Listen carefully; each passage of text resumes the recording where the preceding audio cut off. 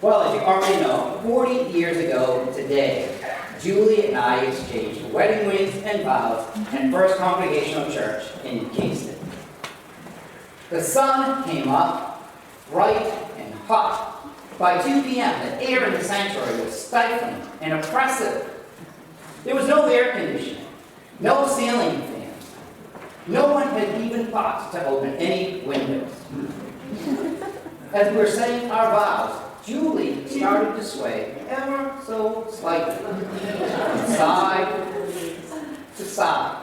And then she faltered just a bit and wisely sat back before she fell back onto the front pew directly behind us. To this day, she claims it was because there was no fresh air in the meeting house. But I've always wondered, was it when she said, for better, for worse, sickness and health, to love and to church, to death do us part, did she look at me and say, what have I gotten myself into?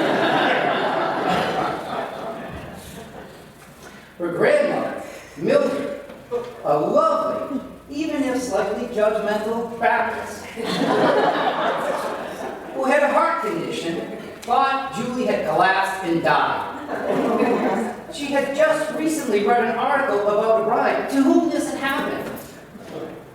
But before she could pop a nitro pill, Julie was back on her feet and we recessed down the aisle and out of the church. Our reception was in the function hall of a Masonic hall in Aintree, Massachusetts. It was in the basement. They had just had a paper drive, and there were newspapers stacked all alongside one wall. Need I say more? For our honeymoon, we drove to New York City. My idea, in torrential rain. Let's just say that the low point of our trip, meaning everything else was slightly better, was a really sleazy tour of the city on a bus. Most importantly, we got married and remained so 40 years later.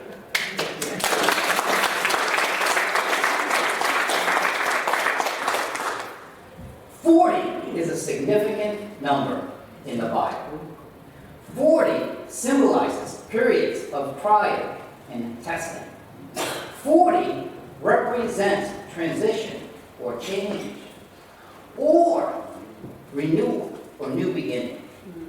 For 40 days and nights, God sent rain to flood the earth, to cleanse it from sin and corruption.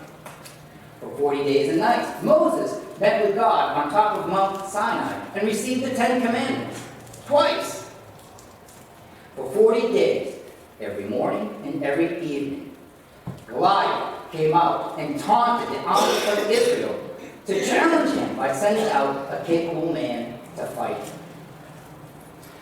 40 years is the amount of years in a generation in the Bible. And at the age of 40, a person supposedly transitions from one level of wisdom to the next. As Moses told the nation of Israel when they arrived at the Promised Land. But until this day, the Lord has not given you a heart to understand, or eyes to see, or ears to hear. As Julie and I approached 40 years of marriage, which I would not describe as wandering in the wilderness, though at times it may have seemed like it. I wasn't any more wise about marriage than when we exchanged rings and vows. How had we ever even made it this long? Did it just happen? What makes a good marriage? Or even, what is God's purpose for marriage? So, given the occasion, I thought Psalm 40 might have some answers. Though Psalm 40 isn't about marriage per se. It's about a time in King David's life when he was experiencing trials and testing and opposition, which could describe marriage. Psalm 40 is a lament psalm. A lament acknowledges our struggles and looks to God for deliverance. A lament functions as a corrective against thinking that life should be all joyous and without any struggles or hardships. And if it is, then it means something wrong with us or God or our faith. In the same way, Psalm 40, I propose, functions as a corrective against thinking that marriage is about all romance and happiness and wedded bliss. And if it isn't, and there's something wrong with our husband or wife, then that means we have to dissolve the union. Psalm 40, I suggest, shows us that God's purpose for marriage is not about making us happy, but to be a witness of His love for His people to the world. So, this is Psalm 40, which you find in your pew Bibles on page 446. And I'm reading from the New International Version. It's a little different than the pew Bible. For the director of music of David, a psalm. I waited patiently for the Lord. He turned to me and heard my cry. He lifted me out of the slimy pit, out of the mud and mire. He set my feet on a rock and gave me a firm place to stand. He put a new song in my mouth, a hymn of praise to our God. Many will see and hear and put their trust in the Lord. Blessed is the man who makes the Lord his trust, who does not look to the proud, to those who turn aside to false gods. Many, O Lord my God, are the wonders you have done, the things you planned for us. No one can recount to you. Were I to speak and tell of them, they would be too many to declare. Sacrifice and offering you did not desire, but my ears you have pierced. Burnt offerings and sin offerings you did not require. Then I said, Here I am, I have come. It is written about me in the scroll. I desire to do your will, O my God. Your law is within my heart. I proclaim righteousness in the great assembly. I do not seal my lips, as you know, O Lord. I do not hide your righteousness in my heart. I speak of your faithfulness and salvation. I do not conceal your love and your truth from the great assembly. Do not withhold your mercy from me, O Lord. May your love and your truth always protect me. For troubles without number surround me. My sins have overtaken me, and I cannot see. They are more than the hairs of my head, and my heart fails within me. Be pleased, O Lord, to save me. O Lord, come quickly to help me. May all who seek to take my life be put to shame and confusion. May all who desire my ruin be turned back in disgrace. May those who say to me, Aha! Aha! be appalled at their own shame. But may all who seek you rejoice and be glad in you. May those who love your salvation always say, The Lord be exalted. Yet I am poor and needy. May the Lord think of me. You are my help and my deliverer. Oh my God, do not delay. So how can marriage reflect God's love for His people to the world? Well, by beginning with patience. David writes in verse 1, I waited patiently for the Lord. Literally, the Hebrew reads, waiting, I waited. The Bible translation, the Message, renders this verse, I waited and waited and waited for God. One of my old pastors, Reverend Wendell Irvine, who, by the way, married Julie and me, used to start every Sunday worship service reading the same call that I read to start our worship service this morning. Draw nigh unto God, and He will draw nigh unto you. They that wait upon the Lord shall renew their strength. They shall mount up with wings as eagles. They shall run and not be weary. They shall walk and not be faint. Wait upon the Lord, be of good courage, and He shall strengthen thy heart. Wait, I say, on the Lord.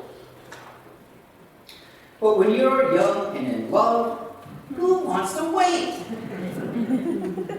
Well, Julie and me. Our first date was in June 1974. I don't remember the exact date. I don't know if Julie still does. It was July. July 15th. There you go. July 15th. But the main point. You can do the math yourself. We dated for 5 years. That first date, we went to see the movie For Pete's Sake, starring Barbara Streisand and Michael Sarrazin, over at the Twin Cinemas in Haverhill, Massachusetts, just off of Route 495. We outlasted the theaters. They're no longer there.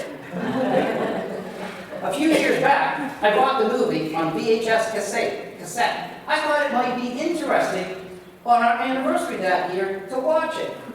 It was so bad, we turned it off early in the movie.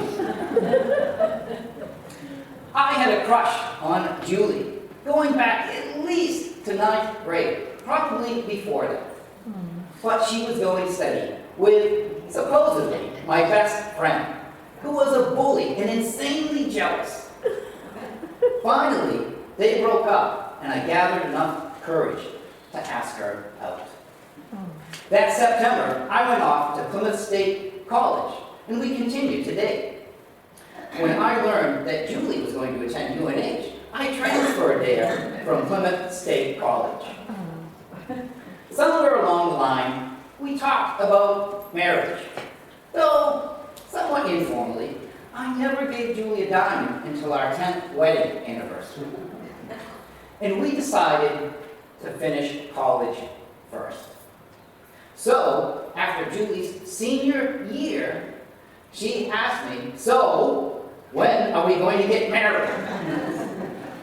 So we set the date for August 25th. David testifies in verse 2 that he waited in a slimy pit, a miry bog.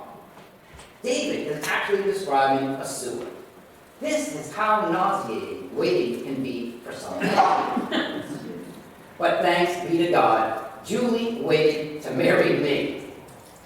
See, I really didn't want to know what I wanted to do. I didn't even want to go to college.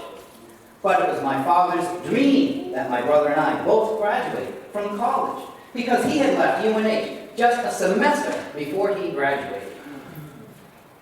Now, marriage isn't for everyone. As the Apostle Paul writes to the Corinthians, some people are gifted to be single, and others aren't. But marriage gave me direction and purpose, though I didn't realize it at first. But Psalm 40 has shown me that God sent Julie to lift me out of my miry bog. Marriage isn't only about seeking happiness, but about finding direction and purpose. Marriage, when it is founded in patience, can be a testimony of God's love to His people who are so hurried and impulsive. Marriage can also be a testimony of God's love to His people when it's anchored in trust. David writes, "Oh, the joys of those who trust the Lord, who have no confidence in the proud, or in those who worship idols." Sometimes, when God doesn't act or bless us like we want Him to, we go searching for happiness and contentment in other places. Places like popular culture and opinion, or in the political party of our choice. David describes this as turning to the proud, or going astray after false gods, or even people who think they're God.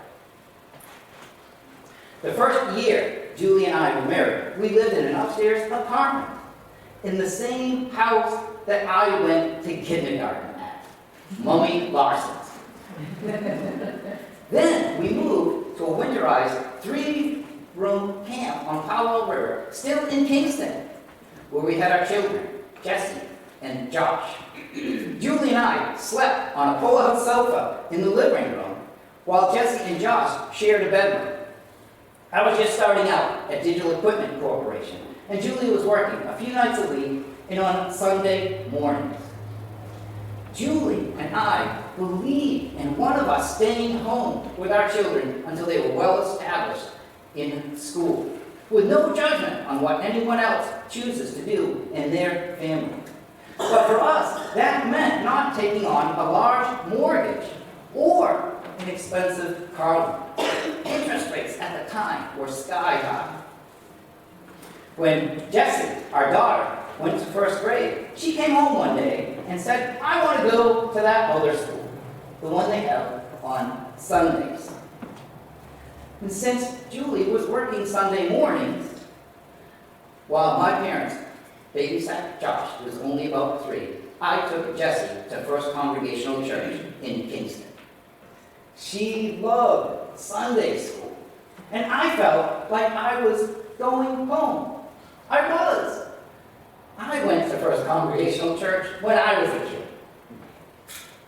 Soon, Julie stopped working Sunday mornings, and we went to church as a family.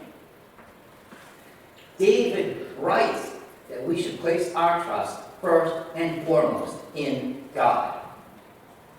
I've always told this story about Jessie asking to go to Sunday school in the context of my own personal testimony of how I came to be called to ministry. But Psalm 40 has shown me that Jessie's request, maybe more importantly, led Julie and I to center our lives and our family and our marriage in God.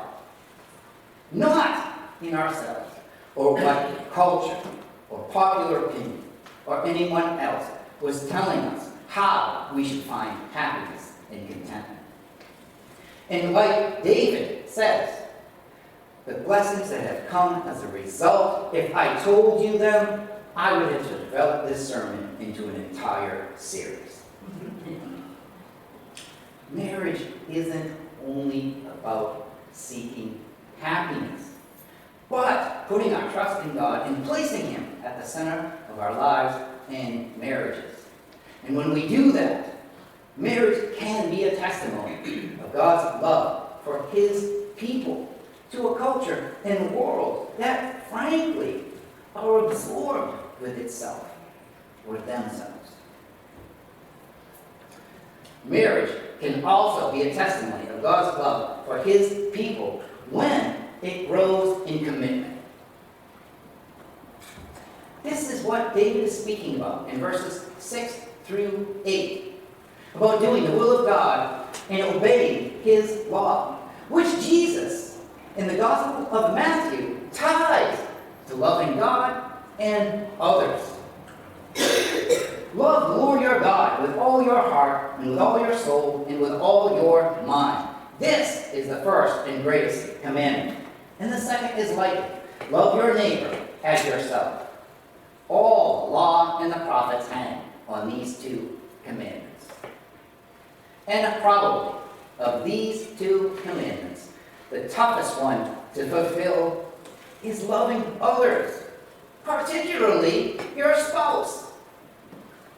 Humorist Helen Rowland claims marriage is like twirling a baton, turning handsprings, or eating with chopsticks. It looks easy until you try. Marriage teaches you loyalty, forbearance, self-restraint, and a lot of other qualities you wouldn't need if you stayed single, said someone who remains anonymous.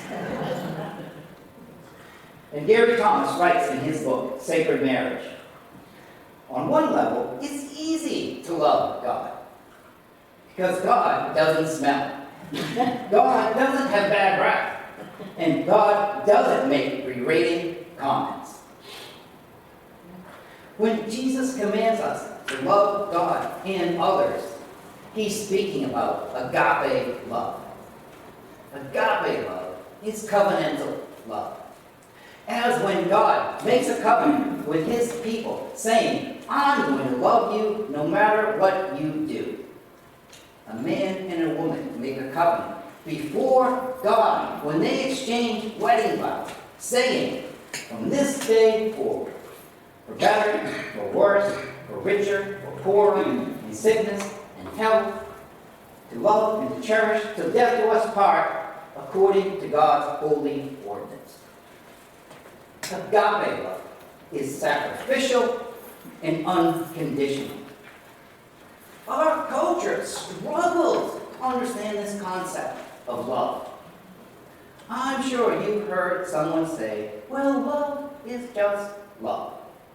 No, it's not. And the Greeks understood this much better. They had different words for different kinds of love. And I've mentioned and talked about these before, and I'm just going to remind you. Eros, which describes physical attraction and sexual love. Storge, which describes a parent's love and affection for their children and family. And philos love, which describes the love we have for a friend. That's where we get Philadelphia, the city of brotherly love. And agape.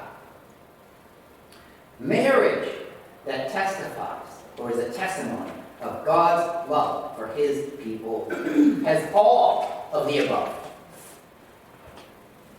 I love Julie because she's a wonderful mother to our son, Josh, and to our daughters, Jessie, and now Heather. And because she's a wonderful grandmother to our granddaughter, Penny, and will be to our unborn granddaughter. I love Julie for the great friend she's been.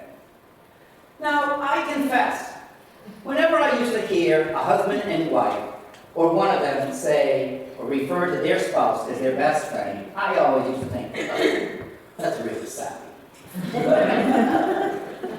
But now I get it.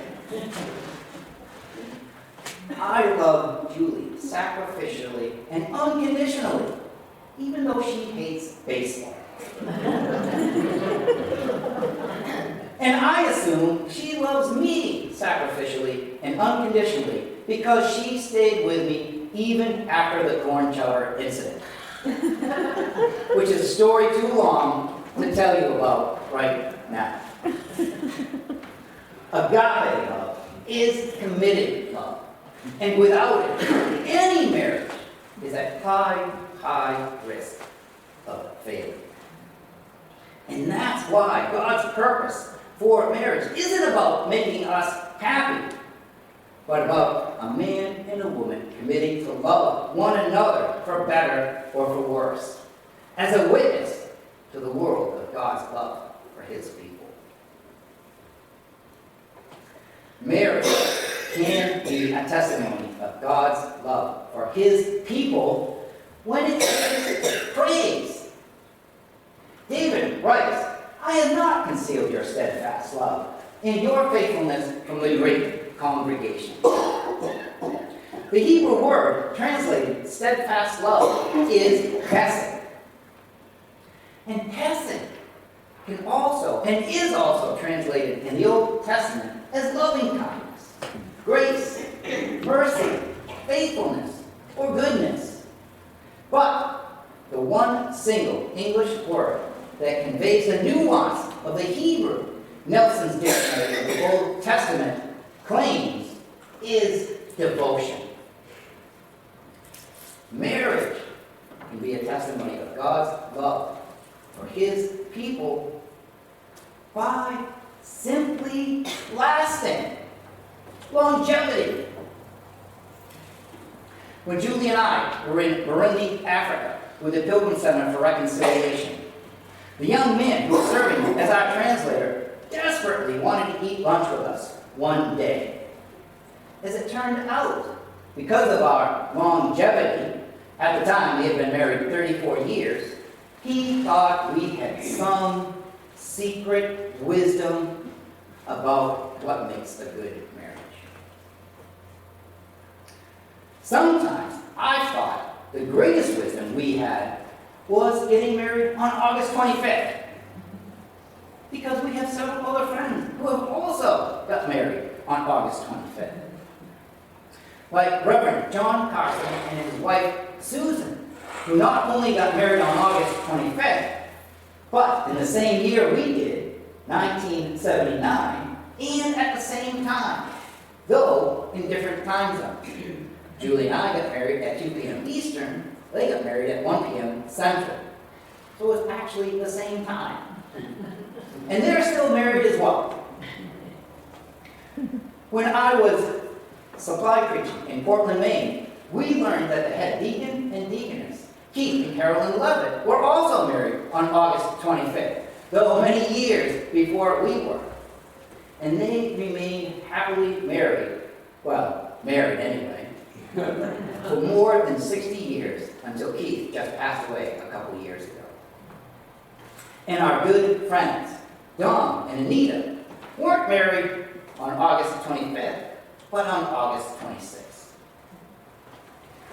I understand that not many people are as blessed as Julie and I have been with our marriage.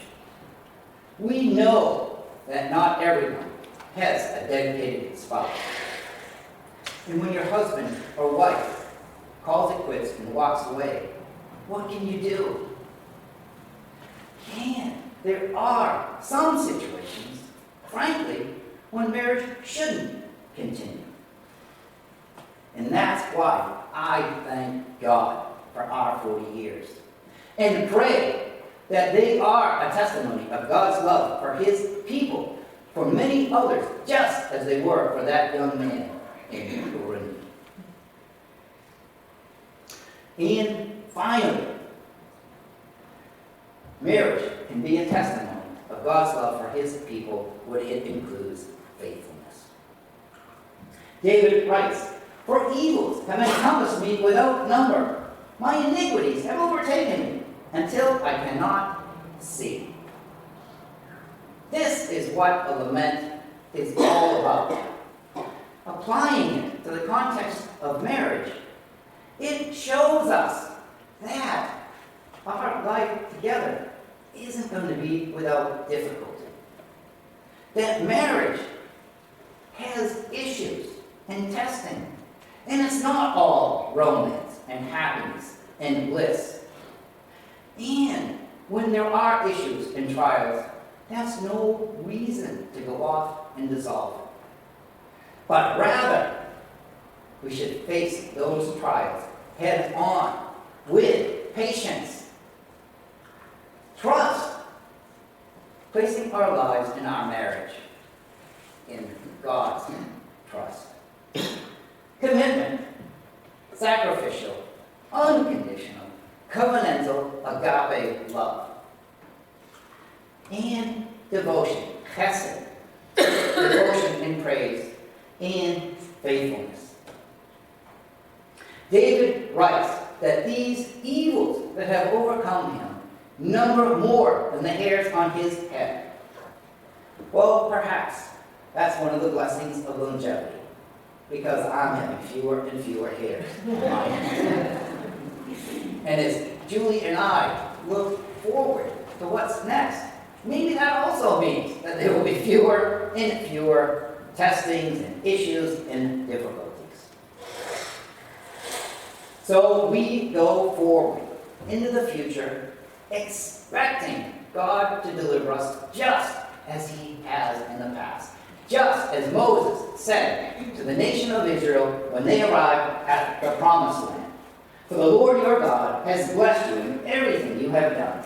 He has watched over your every step through this great wilderness. During these 40 years, the Lord your God has been with you, and you have lacked nothing.